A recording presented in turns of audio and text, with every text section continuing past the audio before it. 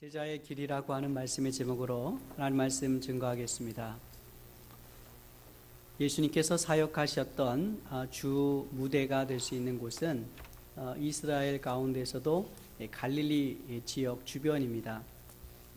갈릴리 바다가 쭉 내려다 보이는 그 주변에 그 지역에서 주님께서 사역을 하셨는데요. 이 갈릴리 배경은 다음과 같습니다. 저 사진을 보시면 갈릴리 바다 주변에서 주님이 12 제자들을 데리시고 또 수많은 무리들을 데리고 들판에서 또 언덕에서 또 산상에서 하나님의 말씀 천국 복음을 증거하셨습니다. 안진뱅이를 일으키시기도 하시고 또 눈먼 자를 눈뜨게 하시고 또 귀신 들린 자를 내어 쫓으셔서 온전케 하시고 천국 복음을 증거하셨습니다. 오병이의 기적을 통해서 수많은 사람들을 배부르게 하신 이 예수님, 그러기에 예수님 주변에서는 많은 사람들이, 수많은 무리들이 그를 추종하며 따랐습니다. 특별히 예수님께서 가르치신 것은 다른 종교 지도자들과 다르게 하나님의 권세가 있는 말씀을 선포하셨기 때문에 그 말씀을 통해서 영이 살아나는 것을 경험한 수많은 무리들이 음집하여 그를 환호했던 것이죠. 그런데 이제 예수님의 사역의 후반부가 되면은 원래 예수님이 계획하셨던 대로 성부 하나님의 목적대로 이제 예수님은 예루살렘에 가셔서 골고다 언덕에 세워진 십자가에서 온 인류를 위하여 죽으셔야만 했습니다. 그래서 예루살렘 향하여 가는 그 마지막 발걸음에는 예수님의 어떤 발걸음에는 비장함이 있었고 인류 구원을 향한 엄청난 그 사역을 감당해야만 하는 무거움이 있었죠. 그런데 사실 예수님을 따르는 무리들은 사실 그것을 잘 실감하지 못했습니다. 게다가 예수님의 12 제자들마저도 예수님께서 십자가에 달려 죽으셔야만 하는 그 길에 대해서 알지 못했고 이해할 수조차 없었습니다. 그때 예수님께서는 제자들을 비롯하여 수많은 무리를 향해서 진정한 제자의 길이 무엇인가에 대해서 말씀해 주셨습니다. 오늘 누가복음 14장 25절에 등장하는 이 수많은 무리, 이 수많은 무리는 사실은 예수님의 십자가를 이해하고 십자가를 지고 따라가는 제자와는 대별된 단어입니다. 최근 이 미국의 미국인들 가운데 기독교인은 약 70% 정도 된다고 합니다.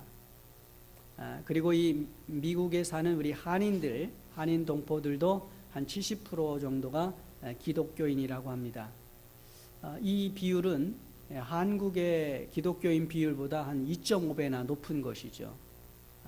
그렇게 되는 이유는 한국에서 기독교를 믿고 교회를 다니던 분들이 주로 많이 미국에 이민을 오기 때문이고, 또 두 번째는 이민 생활을 하면서 교회가 주는 어떤 유익 때문에, 필요성 때문에 교회를 찾게 되죠. 예를 들어서 자녀 교육이라든지 또 어떤 소셜 네트워크라든지 정보를 얻기 위해서, 또 외로움을 달래기 위해서 교회를 찾으십니다. 그런데 이들은 어떻게 보면 아직까지는 수많은 무리에 불과한 것이죠.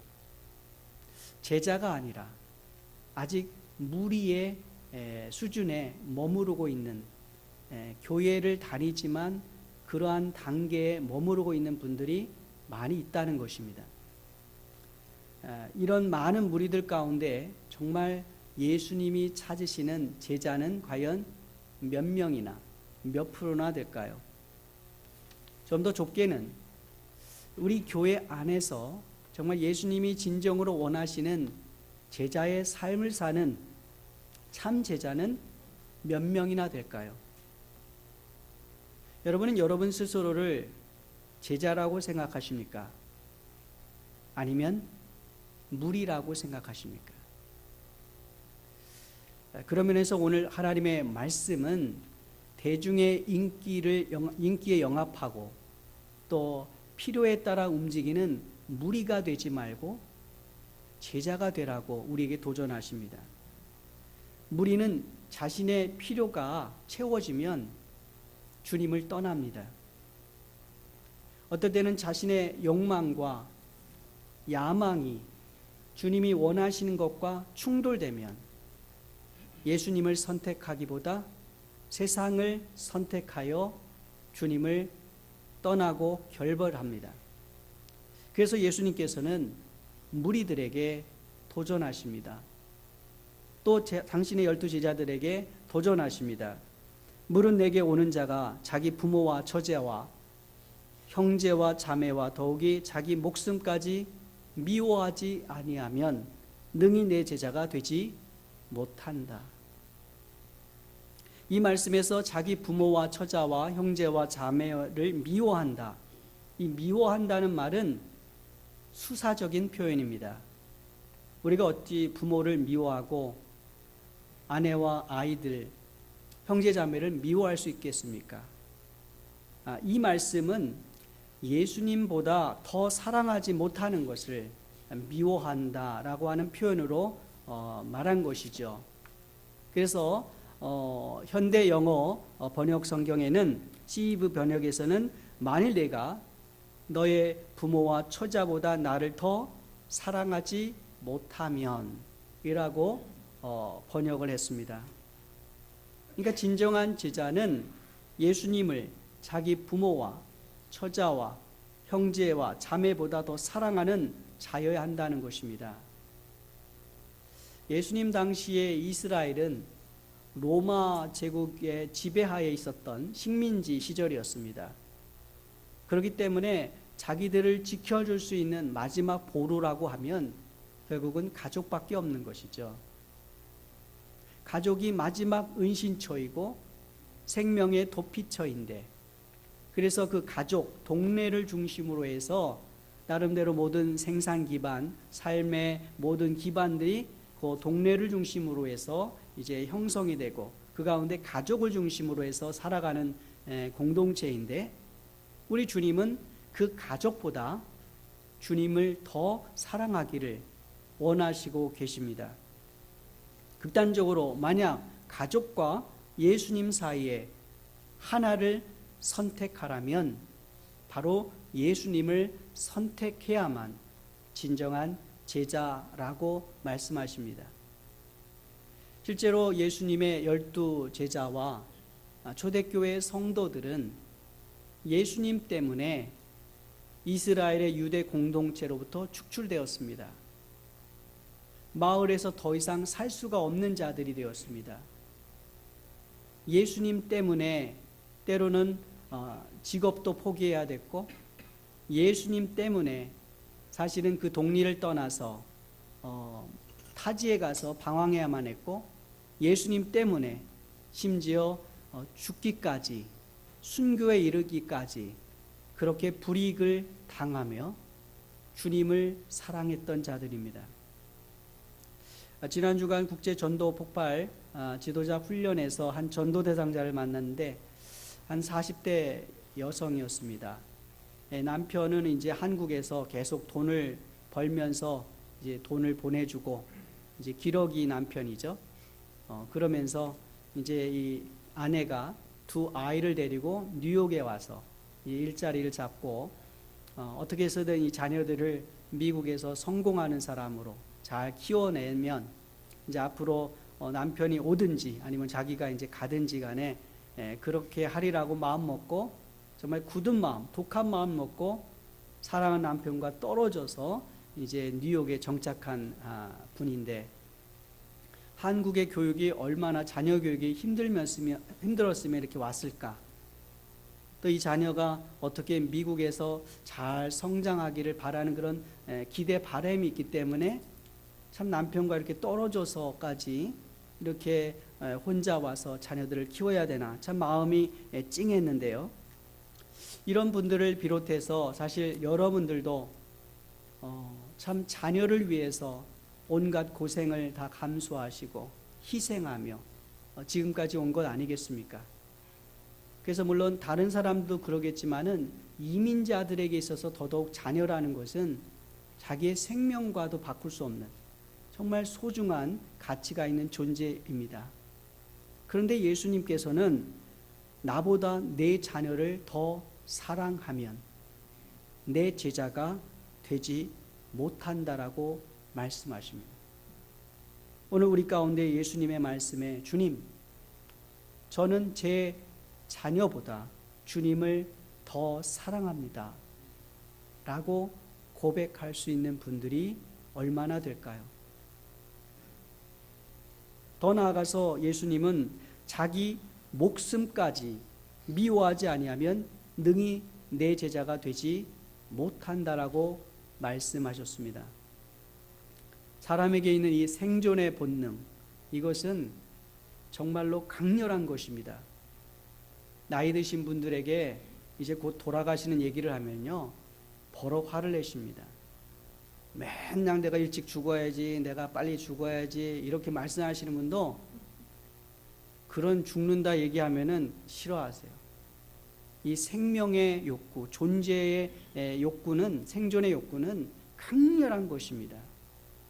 그런데 자기의 목숨을 미워하지 아니하면, 주님을 위해서 그것까지도 포기하지 않는다면 진정한 예수님의 제자가 될 수 없다고 하시고, 27절에서 누구든지 자기 십자가를 지고 나를 따르지 않는 자도 능히 내 제자가 되지 못한다라고 말씀하십니다. 28절에서 30절에서는 제자가 되기 위한 대가를 지불해야 함을 예를 들어서 설명을 하십니다. 28절에 너희 중에 누가 망대를 세우고자 할진대 자기의 가진 것이 준공하기까지에 족할는지 먼저 앉아 그 비용을 계산하지 아니하겠느냐. 그 당시에 이 망대를 건축하는 것은 큰 토목공사에 준합니다. 많은 노동력이 들어가고 비용이 들어가고 기술력과 많은 시간이 들어가는 거대한 토목공사이기에 그것을 비용을 계산하지 않고 그 망대를 건축하는 데 달려드는 사람은 아무도 없습니다. 얼마나 재원이 소요되고 얼마나 시간이 들고 얼마나 코스트가 들어갈지 계산하고 그 일들을 하는 것이죠. 마찬가지로 예수님의 제자가 되기 위해서는 반드시 대가를 치러야 한다는 것입니다. 여러분, 이 세상에 있는 모든 것들은 공짜가 없습니다. 하나님만이 우리에게 공짜로 주십니다. 해와 공기와 물들, 이 자연의 모든 것들을 하나님은 우리에게 공짜로 주시지만 인간이 살아가는 모든 것에는 반드시 대가를, 비용을 지불해야만 합니다. 영어에 you get what you pay for 라고 하는 말이 있습니다. 내가 지불한 그것, 그 지불한 것만큼 내가 얻는다라고 하는 뜻이죠. 이처럼 제자로서 반드시 치러야 하는 대가가 있다는 것입니다. 우리를 죄와 사망에서 구원하신 그 예수 그리스도를 우리가 다른 어떤 것으로는 얻을 수 없고 오로지 믿음으로 받아들일 때 우리가 구원을 얻고 영생을 얻습니다. 그야말로 공짜죠. 우리가 예수님을 믿는 것 이외에 어떤 돈이나 공로나 자격으로 그걸 얻을 수 있는 게 아닙니다. 그저 날 위해서 십자가에 죽으신 예수 그리스도를 믿는 믿음으로 우리가 구원 얻고 영생을 얻고 천국에 들어가게 됩니다. 그래서 정말 하나님께서 거저 주시는 값없이 주시는 선물인 거죠. 그런데 이때 이 믿음이라고 하는 것이 단순히 그냥 지식적으로 믿는 것, 머리로만 믿는 믿음 또는 일시적이고 현세적인 믿음이 되어서는 안 됩니다. 예를 들어서 조선시대 세종대왕이 한글을 창제했다. 이거를 아는 것은 그냥 머리로만 아는 겁니다. 링컨이 노예 해방을 시켰다. 이거 지식으로 아는 믿음입니다. 그런데 우리가 온전한 예수 그리스도를 향한 온전한 믿음은 머리로만 믿는 믿음이 아니라 우리의 온 존재를 다 들여서 전 인격적으로 예수 그리스도를 받아들이고 그분께 신뢰하는 것을 말합니다. 그게 진정한 믿음인 것입니다. 내 모든 것을 주님 앞에 다 내어 맡길 수 있는 신뢰, 바로 그것이 믿음인 것이죠. 그 믿음으로 주님을 의지한다면 돈 문제, 건강 문제, 자녀 문제, 우리의 미래의 모든 문제, 심지어 죽음과 영원한 삶의 문제까지도 주님 앞에 의탁할 수가 있는 것이죠. 이런 온전한 믿음을 갖게 되면 하나님께서 기뻐하시는 일에 자신의 모든 것을 베팅할 수가 있습니다. 지난 주간 뉴욕의 제71차 국제 전도 폭발 지도자 임상훈련에 참여를 했는데 무엇보다도 도전이 됐던 것은 다른 어떤 내용보다도 새싹도 하시는 분들이 4일간 휴가를 내가지고 또 자기 지인에게 아내에게 맡기고 그곳에 오신 분들, 정말 휴가 내가지고 복음의 열정을 가지고 희생하면서 미국 전역에서, LA에서, 시애틀에서, 덴버에서 곳곳에서 날라오신 분들을 볼 때 정말 제자가 되기 위해서 정말 값비싼 것들을 주님 앞에 드리는 그 모습을 보고 너무너무 감동이 됐습니다. 특별히 그 전도폭발협회를 뒤에서 후원하는 그 총무님은 연세가 한 78세 정도 되세요. 곧이면 80세가 되는데 매년 수십만 불을 그 전도협회에 투자를 합니다. 큰 사업을 하시는데 그거는 자기가 이제 믿는 사람에게 맡기고 전도하는 일에 엄청난 많은 것들을 쏟아붓는 거죠. 그리고 또 어떤 그 선교사님 두 부부는 평신도 선교사이신데 은퇴하고 나서 이제 RV를 샀어요. RV를 사가지고 1년에 한두 차례씩 이 미국 동서를 다 횡단하면서 곳곳을 다니면서 순회 전도자로서 그의 삶을 드립니다. 그래서 어느 교회든지 또 거리에서든지, 근데 이 RV가 겨울에는 또 얼마나 춥고 또 위험합니까? 어떨 때는 총알이 날아와가지고 RV의 벽에다가 박히기도 하고, 어떨 때는 가스가 떨어지고, 그러면서도 자식들이 어머니 아버지 이번에는 정말 가지 마십시오, 그렇게 말려도 이 복음 전하는 일에 헌신의 힘을 다 쏟고, 여러 가지 몸이 안 좋고 건강이 안 좋아도 주님 부르시는 그날까지 내가 복음을 전파하리라 라는 마음으로 그 길을 걸어가십니다. 이런 일들을 우리가 볼 때 정말 주님을 위하여, 제자가 되기 위하여 엄청난 많은 대가를 지불하는 분들을 보며 제 머리가 숙여졌습니다. 예수님의 제자는 부모도 자녀도 배우자도 둘째로 놓아야 합니다. 비용원에서도 때로는 주님의 선한 사업을 위해서, 교회를 위해서 헌금도 하고 하나님 나라를 위해서 지불해야만 할 때도 있습니다. 또 몸으로 봉사하고 시간도 들여야 합니다. 그런데 분명한 것은 이때 예수님께서 이것을 비용이라고 말씀하셨습니다. 비용. 여러분, 이 비용이라고 하는 단어는 먼저 투자라고 하는 것과 그 다음에 그 투자를 한 다음에 얻는 이윤 창출을 염두에 둔 단어입니다. 예를 들어서 우리 교회에서 예수비전 장학회에서 다음 세대 우리 자녀들을 위해서 장학금을 줍니다. 매년. 여러분, 이것은 다음 세대의 일꾼을 길러내기 위한 투자입니다. 그 투자를 하면서 기대가 있습니다. 열매를 바라볼 것을 바라보는 소망이 있습니다. 뭐죠? 저 장학금을 받는 저 자녀들이 앞으로 이 교회와 또 하나님의 나라를 위해서, 귀하게 하나님의 나라를 위해서 쓰임받는 일꾼들로 세워질 것을 바라보는 그런 소망이 있는 것이죠. 이것을 비용을, 손익계산을 계산하면서 우리가 일들을 하는 것 아니겠습니까? 그래서 우리가 투자하는 것이죠. 미래를 위해서 투자하는 것이죠. 세상 사람들은 자신과 자신의 성공을 위해서 투자합니다. 우리가 지지난주 우리 이 지역의 연합부흥회에서 강사로 오신 그 하영록 그 건축회사 CEO면서 목사인 분의 간증을 우리가 듣고 또 여러분들이 말씀을 들은 분들도 여기 계시리라고 생각합니다. 그가 6펜을 나와가지고 잘 나갈 때는 정말 지긋지긋하게 가난한 그 삶에서 뭔가 미국에서 보란듯이 남보란듯이 성공해서 정말 모든 사람들이 자기를 바라보는 그런 성공한 사람으로 되기 위해서 달려나갔잖아요. 그래서 30대 초반에 이미 부사장까지 올라가는 엄청난 기염을 토하는 그런 생을 살았지만 그가 하나님을 만나고 주님을 만난 이후부터 그의 인생의 목적이 달라집니다. 그래서 이제는 자기가 건축 그 회사를 운영하는 CEO지만은 생명을 살리는 일, 복음을 전하는 일, 하나님의 일들을 하는 것에 주님이 기뻐하시는 일에 자기의 생애를 들이잖아요.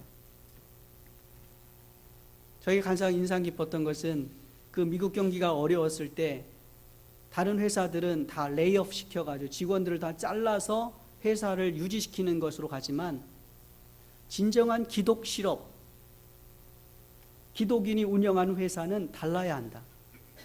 그래서 정말 그 회사가 세이브했던 돈을 다 풀어가지고 직원들을 한 명도 레이업 시키지 않고 그 어려운 시기를 끌고 나갑니다.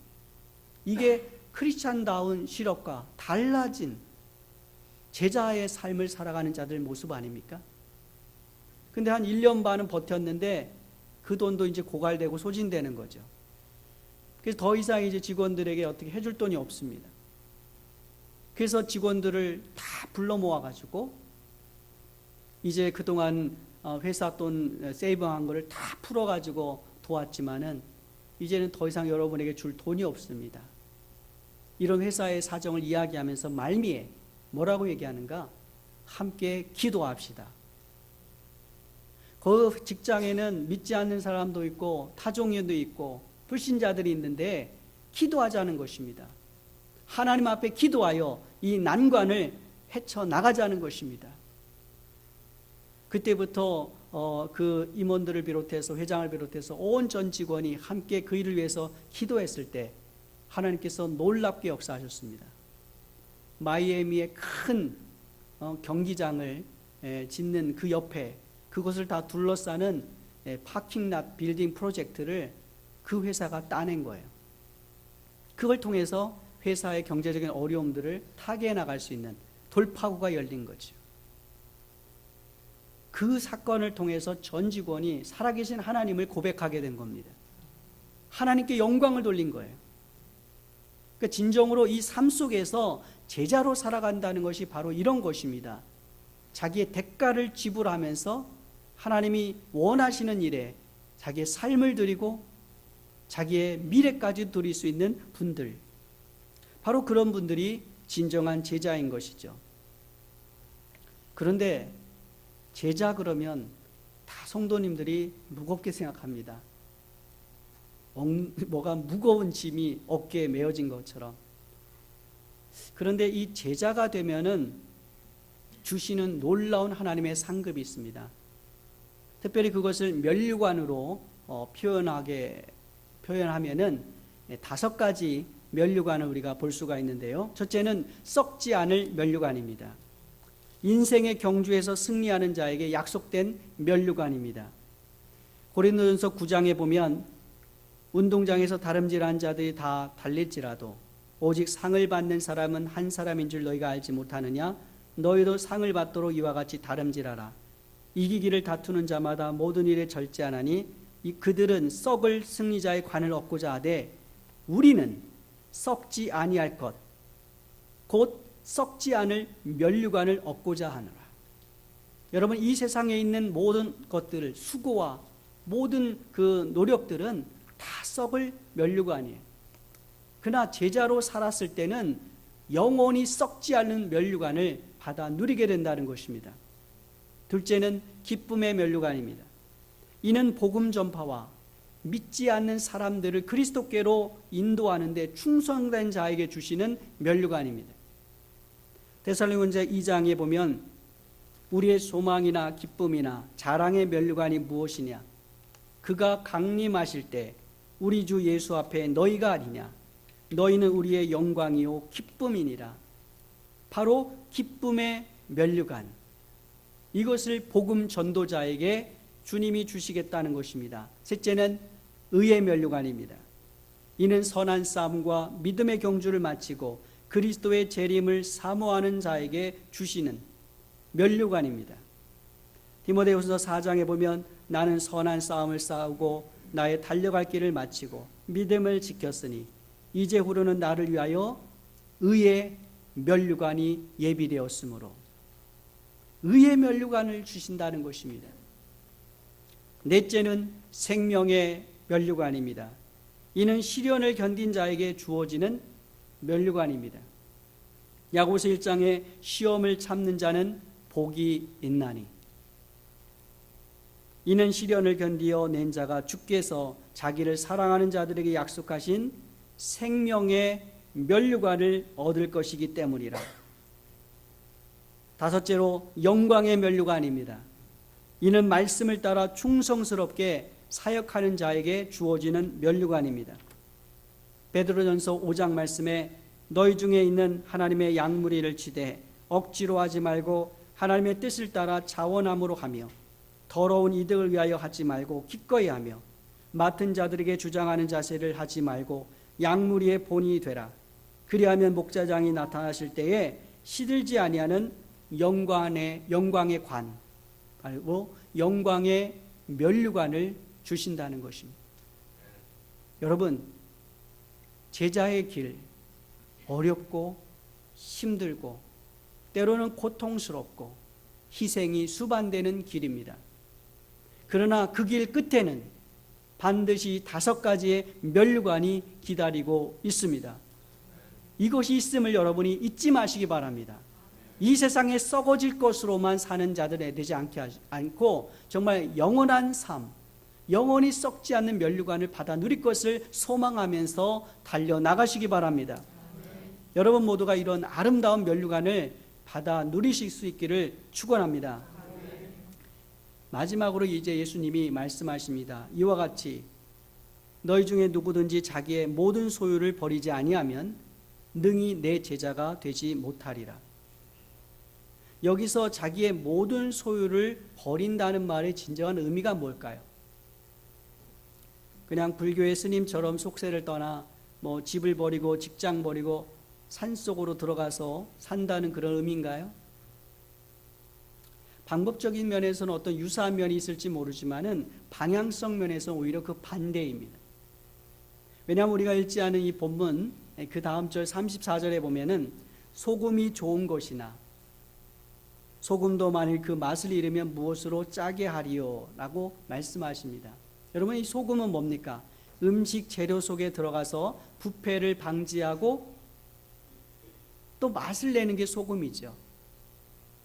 그래서 우리가 이 소금과 같은 제자라는 것은 세상을 던지고 이 세상 다 헛되고 허무한 거니까 그냥 나 혼자 가서 혼자 산다, 그게 아니라 이 세상 속으로 들어가서 죄로 부패하고 절망하는 이 세상을 그리스도의 복음으로 변화시키고 그들에게 소망을 심어주며 하나님 나라를 세워가는 그런 역할을 하는 것이 소금과 같은 제자죠.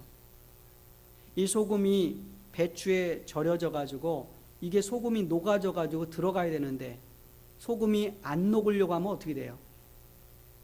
그 김치 먹으면은 모래같이 소금이 씹힐 거 아니에요. 더욱이 이 소금이 녹아지지 않으면 그 배추가 간이 배지가 않잖아요. 그러니까 맛이 없고 싱겁게 되는 거죠. 결국 소금과 같은 제자는 이 세상을 떠나는 것이 아니라 은둔과 저 세상으로 가는 게 아니라 세상 속으로 들어가서 가정을 변화시키고 일터를 변화시키고 세상을 변화시키는 그런 자들이 진정한 제자의 삶인 것이죠. 지금까지 우리는 예수님의 제자가 지불해야 되는 대가, 치러야 되는 대가에 대하여 도전받게 되었습니다. 또 우리 주님께서 자기 십자가를 지고 나를 따르라고 하는 명령을 듣게 됩니다. 그렇다면 오늘 예수님께서 우리들에게, 제자가 되기를 원하는 우리들에게 원하시는 것이 무엇일까? 그것은 전도와 제자 삼는 사역입니다. 예수님께서 이 땅에 오셔서 하신 사역을 가장 요약해서 잘 묘사한 말씀이 있습니다. 마태복음 9장 우리 35절을 함께 읽어보겠습니다.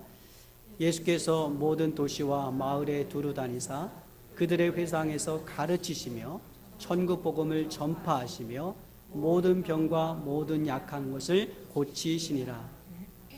여러분, 우리 중앙교회에 예수님의 비전 4가지 사명이 있습니다. 첫째는 복음 전파, 둘째는 사랑 섬김, 셋째는 전인 치유, 넷째는 제자 양육입니다. 그러니까 우리 교회가 예수님이 하신 그것을 받들어서 그 사명을 감당하자라는 것입니다.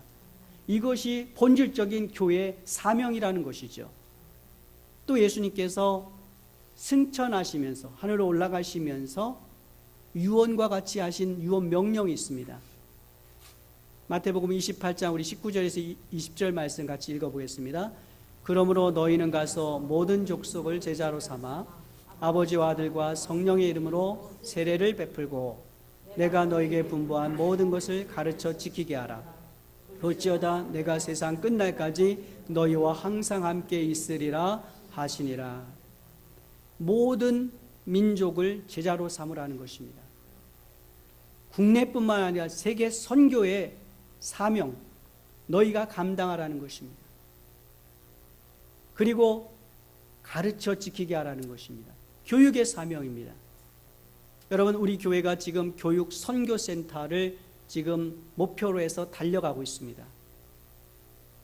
바로 모든 민족을 제자로 삼는 사역, 선교적인 사명, 그리고 우리의 다음 세대들, 그들을 하나님의 일꾼으로 세우는 교육 사역. 그래서 교육 선교센터의 비전을 향해서 우리가 달려가고 있습니다. 그렇다면 예수님이 하신 일과 이 유언 명령을 지키는 제자로서 우리가 자나깨나 기억해야 하는 것은 바로 이 전도와 제자 양육의 사명임을 우리가 잊지 말아야 합니다. 우리 교회는 지금 한 영혼 구원 100일의 기도를 지금 하고 있습니다. 그동안 복음을 전했지만 아직도 복음을 받지 못한 여러분의 가족, 또 친구, 지인, 이웃들 가운데 한 분을 가슴에 품고 여러분이 기도할 때마다 그 영혼을 불쌍히 여기는 마음으로 간절히 여러분 100일 동안 기도하는 여러분이 되기를 바랍니다. 그럴 때 성령께서 그 마음을 두드리시고 또 여러분들이 기도뿐만 아니라 어느 때에 성령께서 여러분에게 말씀하실 때 사랑으로, 음식으로, 또 선물로 그들을 섬기고 또 그들을 문안하면서 여러분들에게 하나님이 주신 복음, 살아계신 하나님을 여러분들 입술로 증거할 때 그 영혼이 주님 앞으로 돌아오게 될 줄 믿습니다. 우리는 그저 순종하며 복음의 씨앗을 뿌리는 것이 우리가 해야 될 일입니다. 그 열매를 거두시는 이는 하나님인 줄 믿습니다. 그러기에 낙심하지 말고 그 결과를 보지 말고 우리는 그 복음 전파의 사명을 충성되이 감당할 뿐입니다. 이 일을 위해서 주님은 우리들에게 몸을 드리라고 하시고 물질을 드리라고 하시고 사랑을 드리고 시간을 드려 그 영혼을 향하여 생명의 밧줄을 던져서 건져내라고 말씀하십니다. 이것이 오늘 우리에게 주시는 자기 십자가를 지고 주님을 따르는 것이며 다른 무엇보다 주님께 기쁨을 드리며 사랑하는 것입니다. 우리 이 시간 눈을 감고 함께 같이 기도하기를 원합니다. 특별히 우리 자신이 정말 무리가 아닌 정말 주님의 십자가를 지고 따르는 제자가 되게 하옵소서. 또한 우리에게 전도의 대상자를 주셨으니 이 시간 그 전도의 대상자가 정말 그리스도를 구주로 영접하고 구원 얻게 하여 주시옵소서. 우리 이 시간 같이 기도하겠습니다.